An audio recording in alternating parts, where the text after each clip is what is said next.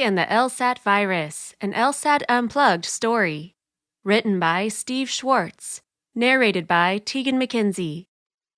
Everything had been going so well for Ashley in her LSAT prep. Then word arrived that the LSAT virus would soon reach her small medieval village, and her progress ground to a halt. The townspeople shuttered their windows and boarded their shops. Not a soul could be seen on the cobblestone streets. Then news arrived from the capital that the upcoming LSAT had been canceled and the fate of all future LSATs was now uncertain. "Oh no!" cried Ashley. She slumped in her chair as she thought of all the countless hours she'd dedicated to her LSAT prep along with her previous quest to defeat the LSAT dragon. Now it looked as if, despite her previous successes, she'd never have the opportunity to actually take the LSAT. Her dream of becoming a successful attorney was slipping away. Of course, something had to come along and ruin it all, she sighed. Worst of all, what if Ashley became infected with the LSAT virus? Then she'd never be able to achieve a top LSAT score and gain admission to the best law school in the capital. Those afflicted lost their critical thinking abilities. Instead, they were reduced to mindlessly accepting any claim they heard, no matter how ridiculous. Due to the lockdown, Ashley had more free time than ever before to keep studying for the LSAT, yet she still couldn't focus. Her worries about the LSAT virus kept her up at night and sapped her motivation. She anxiously awaited the town crier's daily updates on the total number infected. On top of worrying about catching an infectious disease, I still have to study for the LSAT? Are they nuts? She thought. Given the circumstances, would it kill them to make an exception just this once? She argued to no one in particular.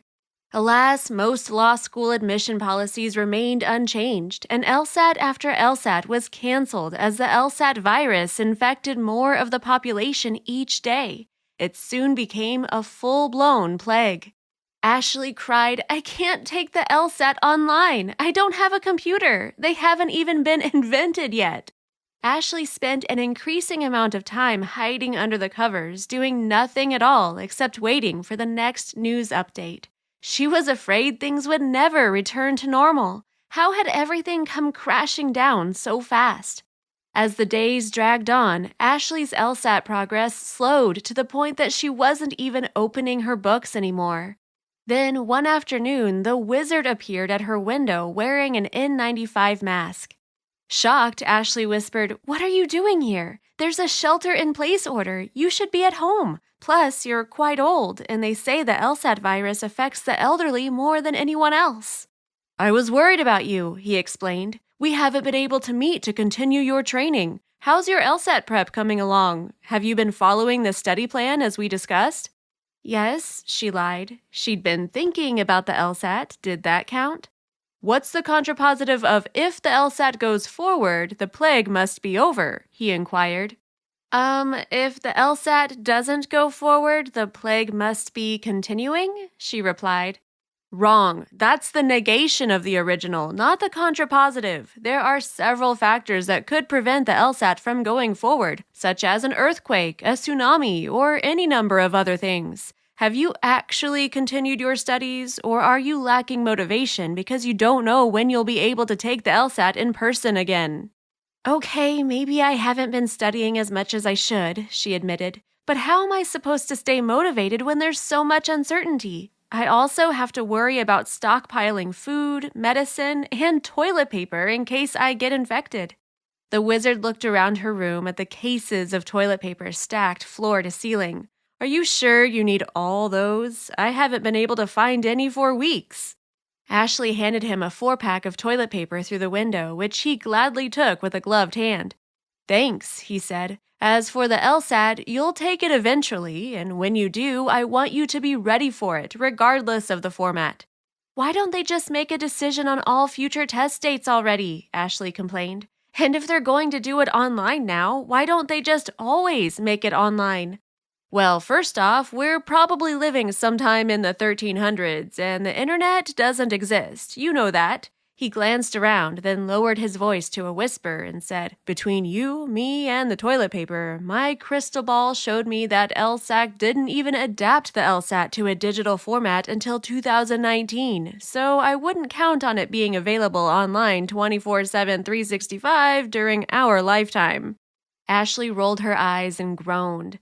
The wizard continued, "Anyway, that's not the point. Whether it's digital or paper, online or in person, none of that matters. There's no downside to being ready too early. Every day you don't study is a day you delay your law school dreams. Meanwhile, your competition is taking advantage of the lockdown, and you're missing out on an opportunity to master the exam because you're obsessing over updates that are largely irrelevant to your daily life. The tavern is closed, and there's not much else to do besides study anyway."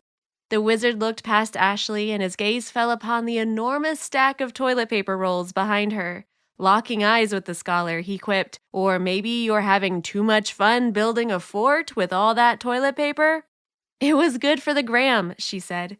"I'm not even going to pretend to know what that means," he responded. Ashley cracked a smile. "Don't worry about it.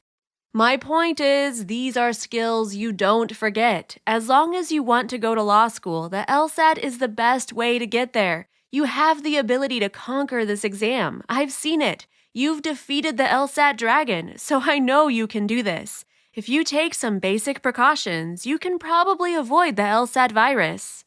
"Thanks, wizard," she said, but he was already gone. Only a purple puff of smoke remained. "I can defeat the LSAT," she said to herself as she pushed the covers away and sat up. "And I'm not going to let this LSAT virus stop me either." She returned to her day-by-day study plan and followed it to the letter. Each morning, Ashley awoke at the crack of dawn and exercised inside her toilet paper fortress. She scheduled healthy meals to be delivered to her window by Raven and ran laps around her house while wearing a protective mask and gloves. She was especially careful to maintain 6 feet of distance from everyone. Ashley returned to her bedroom each afternoon with renewed determination to do the hard work of studying for the LSAT. When the town crier began delivering the news with ever-increasing frequency, she put in her earplugs and only allowed herself to listen to the most important updates. It turned out that most of them didn't really affect her anyway. Then one day, just like that, the LSAT virus was gone. The plague was over, and things slowly returned to normal. Ashley hadn't needed to change anything about her LSAT prep. In fact, what was most important is that she'd changed nothing at all and continued her journey as before. Despite all the uncertainty and chaos around her, she'd structured her daily schedule to maximize her focus. Before long, the news came that the next LSAT had been scheduled. The format didn't even matter. She was ready. She began the test with a smile on her face, confident she'd be able to ace the exam no matter what they threw at her. Deep in the forest, the wizard sat inside his little stone cottage, gazing deeply into his crystal ball.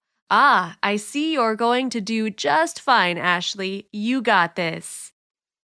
The end. This has been Ashley and the LSAT Virus, an LSAT Unplugged story. Written by Steve Schwartz. Narrated by Tegan McKenzie. Thanks for tuning into the show. Please subscribe if you haven't done so already to be notified of new episodes as I release them, and feel free to reach out if you need anything at all as you move forward with your prep. I'm happy to help however I can. In the meantime, I wish you all the best and take care.